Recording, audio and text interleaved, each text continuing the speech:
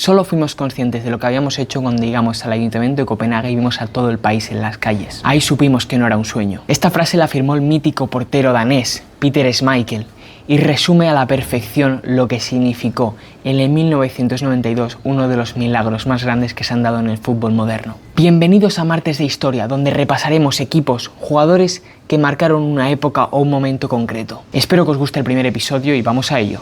Imagínate la situación, 1992, Dinamarca no se ha clasificado para la Eurocopa. Los jugadores planean un verano normal, el entrenador planea reformar su casa, pero de repente suena el teléfono y les dicen: oye, que vais a jugar la Eurocopa en 15 días y el primer partido es contra Inglaterra. Esto es lo que le pasó exactamente a la Dinamarca de 1992, una selección que entró completamente de rebote en el Mundial y que terminó levantando el trofeo tras ganar a Alemania en la final y eliminar a Holanda en los semifinales. Y todo esto sin su máxima estrella en la plantilla. Pero ojo, porque la historia que nos han contado los libros de fútbol contiene un mito que hoy vamos a desmontar. Y esconde también una de las historias humanas más desgarradoras y emotivas del deporte rey. Poneros cómodos, coger palomitas si queréis, porque aquí empieza la historia de la Dinamarca del 1992. Para entender la magnitud del milagro que logra Dinamarca en el 92 hay que entender la situación geopolítica de Europa en ese momento. Principios de los años 90, Europa es un hervidero político. La Unión Soviética se está disolviendo, Alemania se está reunificando, Checoslovaquia se divide y los Balcanes entran en una guerra terrible, la cual acabará reconfigurando los mapas tras aquella guerra de Yugoslavia. Y en medio de todo ese caos político se iba a disputar en el 92, en ese verano, la Eurocopa en Suecia. La Eurocopa de aquel entonces no es como ahora que hay 24 selecciones, sino que en aquel entonces se jugaban 8, dos grupos de 4, pasaban los dos primeros de cada grupo y hasta semifinales y final directamente. La selección de Yugoslavia era una de esas 8 selecciones que se había metido en la Eurocopa. De hecho, la delegación de Yugoslavia ya estaba en Suecia para empezar el torneo, ya estaban listos allí. Sin embargo, el 30 de mayo de aquel año 92, la ONU dicta duras sanciones contra Yugoslavia y entre ellas se encuentran sanciones deportivas que la UEFA tiene que aplicar.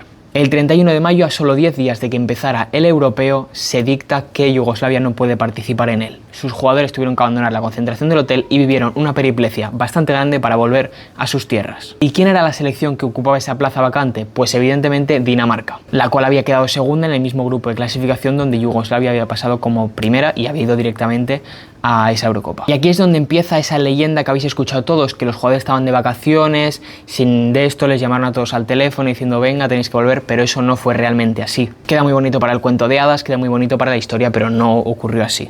Dinamarca ya estaba en la trinchera esperando su oportunidad, ya estaba concentrada en ese momento. La UEFA ya había avisado con anterioridad, con meses de anterioridad a la delegación danesa que esto podía suceder, que estuvieran preparados por si acaso. De hecho, los daneses, como digo, lo sabían y presionaron para que esto también sucediera. Evidentemente les interesaba a ellos competir. Y lo de que estaban en vacaciones, es que de hecho el 3 de junio del 92 la selección danesa tenía un amistoso preparado, es decir, estaban concentrados ya. De hecho, se enfrentaban contra una de las selecciones que iba a ir a la Eurocopa. Los daneses servían como de sparring para preparar esa Eurocopa. Para jugar un partido el día 3 significa que los jugadores ya estaban convocados de mucho antes y que mínimo 48 horas antes ya estaban todos reunidos. Por lo tanto, cuando se supo la decisión de que Yugoslavia no participaría en la Eurocopa, los daneses ya estaban concentrados. De hecho, el estado físico de los jugadores era prácticamente inmejorable. De los 20 jugadores que fueron convocados para la Eurocopa, 13 juegan en la liga danesa, una liga danesa que oficialmente terminaba 2 días antes de que empezara el europeo. Los únicos que sí que llevaban más tiempo parados eran los que jugaban en la Bundesliga, en Alemania, que esa liga había terminado a mediados de mayo, pero igualmente venían en buena forma física todos, estaban todos preparados para esa Eurocopa. Ahora hablemos del equipo en sí, de la selección danesa. El entrenador era conocido como Ricardo. El nombre completo lo tengo aquí apuntado, es Richard Møller Nielsen. Y era un técnico realmente criticado en el país porque había roto con ese estilo alegre que tenía la selección danesa en los años 80. De hecho, estas discrepancias, sobre todo tácticas con Michael Laudrup, la estrella del equipo danés, hizo que no fuera convocado, que se hubiera retirado de la selección. El único que fue de los hermanos Laudrup fue el hermano pequeño, Brian, que también fue muy importante en la Eurocopa. Sin embargo, el entrenador Ricardo pensaba y creía y le decía a los jugadores que iban a la Eurocopa a ganar. Pero claro, imaginaros la situación, estás en el vestuario, vas sin tu mejor jugador y te dice el entrenador, vamos a ganar la Eurocopa, vamos a pelearla. Claro, allí pues nadie se lo creía prácticamente. Nadie daba un duro por ellos. Era la última selección en las casas de apuestas, había entrado de rebote en esta Eurocopa. De hecho, las favoritas eran la Alemania, anterior campeona del mundo, y Holanda, anterior campeona de Europa. Sin Michael Laudrup, los líderes de esta Dinamarca fueron, en primer lugar, Brian Laudrup, su hermano, el capitán Lars Olsen y, bueno, probablemente el jugador más conocido de aquella selección, el portero Peter Schmeichel. ¿Y la fase de grupos cómo le fue a Dinamarca? Pues bien, arranque contra Inglaterra y empatan a 0, rascan un puntito. Segundo partido, la realidad les golpea en la cara, pierden 1-0 contra los anfitriones, contra Suecia. En ese momento Dinamarca última del grupo, con un puntito, y necesitaba ganar la última jornada ante Francia para clasificarse a las semifinales. Esa Francia estaba dirigida en aquel entonces por